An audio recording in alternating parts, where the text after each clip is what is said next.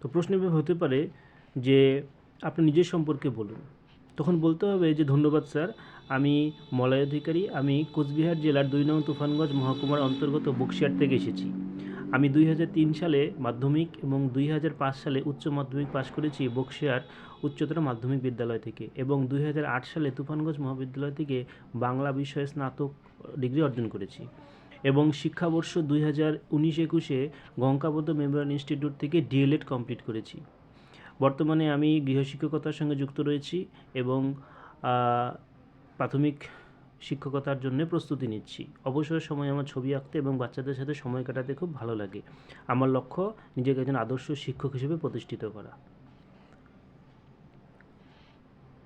তো এভাবে নিজের সম্পর্কে যদি কিছু জানতে চাওয়া হয় সেটা বলতে পারেন। এবার যদি বলা হয় যে আপনার নামের অর্থ কী, অর্থাৎ আমার নাম মলয় অধিকারী, মলয় শব্দের অর্থ হচ্ছে দক্ষিণা বায়ু। থার্ড কোশ্চেন হতে পারে যে আপনার জেলা সম্পর্কে কিছু বলুন, অর্থাৎ আপনার জেলার নদ নদী, জেলার ভৌগোলিক পরিবেশ, জেলার বিভিন্ন রকম জিনিস। তো প্রথমত আমি যে বলবো যে আমি কোচবিহার জেলায় বসবাস করি।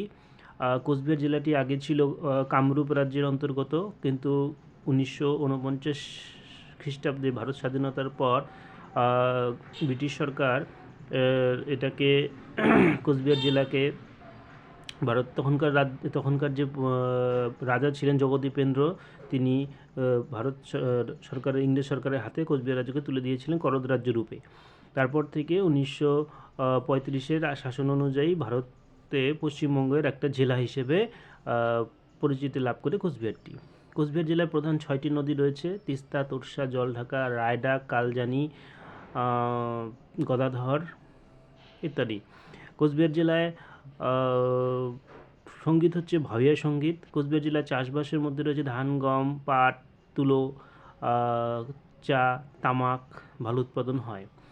কোচবিহার জেলার লোকসভা সংখ্যা রয়েছে 1টি। কোচবিহার জেলার বিধানসভা রয়েছে 9টি।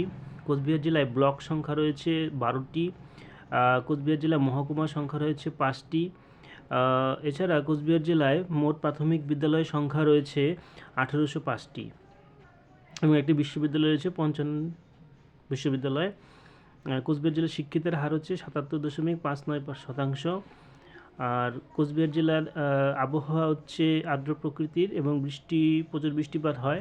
কোচবিহার জেলার ভাষা হচ্ছে মূলত রাজবংশী থাকলেও এখন বর্তমানে বাংলা ভাষা প্রচলিত।